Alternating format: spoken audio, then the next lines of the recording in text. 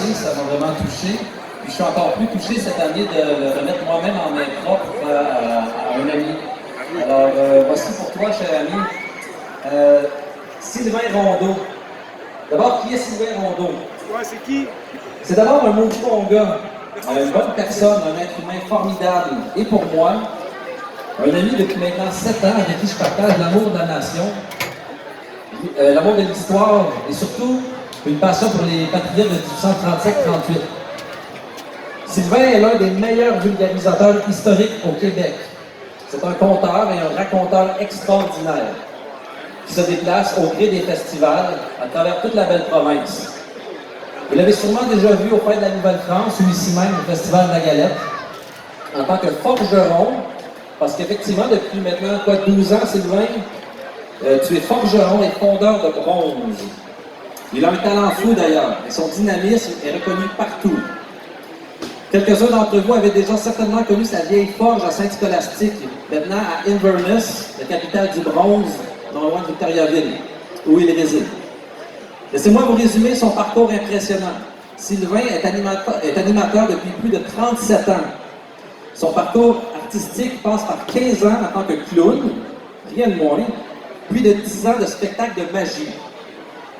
Puis, un pro de la technique et des consoles de son, il a sonorisé plusieurs événements pendant 35 ans dans la région de Saint-Eustache. Notamment, il a travaillé, entre autres, avec des grands artistes de chez nous comme Paul Piché, Michel Rivard. Donc, imaginez ce fier Québécois à la console lors des festivités de la fête nationale pour, par exemple, M. Gilles Vigneault. Ça devrait être extraordinaire.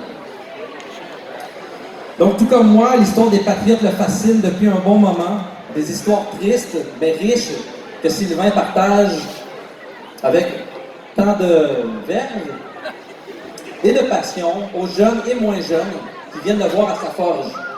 Et cette passion, il la forge lui-même. Il en fait du concret. Il fait vivre l'histoire par les techniques ancestrales de forge.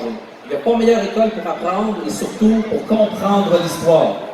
Et ça, Sylvain le fait de main de maître. En soi, il fabrique des œuvres d'inspiration patriote, hors du commun, pour ne pas oublier les combats menés par nos ancêtres, et ce, pour le bien de notre nation.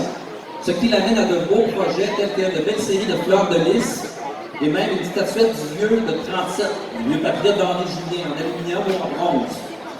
Donc alors, Sylvain, mon ami, je suis très fier de te remettre ce superbe prix Fleurs de lys au nom de la Société Saint-Jean-Baptiste, section Jean-Lévis-Chénier.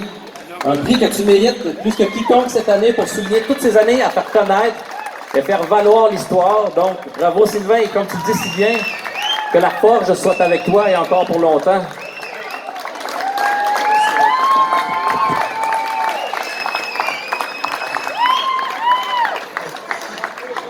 Oh, alors merci Saint-Eustache. Écoutez, pour un conteur, faire ça vite, c'est pas facile. Donc, évidemment, 1000 mots valent mieux qu'une image.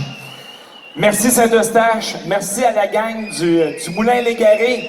Je peux pas nommer tout le monde, mais bon, là, faut pas que j'en oublie. Il y a Léon, il y a Nicole, il y a plein de monde. Il y a surtout Julie Ciavarella qui m'a donné ma première chance. J'étais juste là, derrière, sur l'arbre, en train de faire de la forge.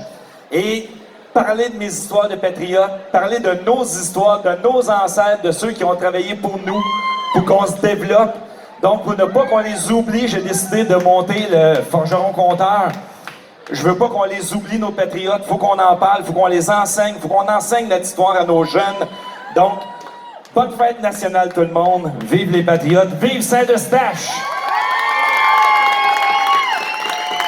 Bravo, on reste ici, on est tous en famille. Là,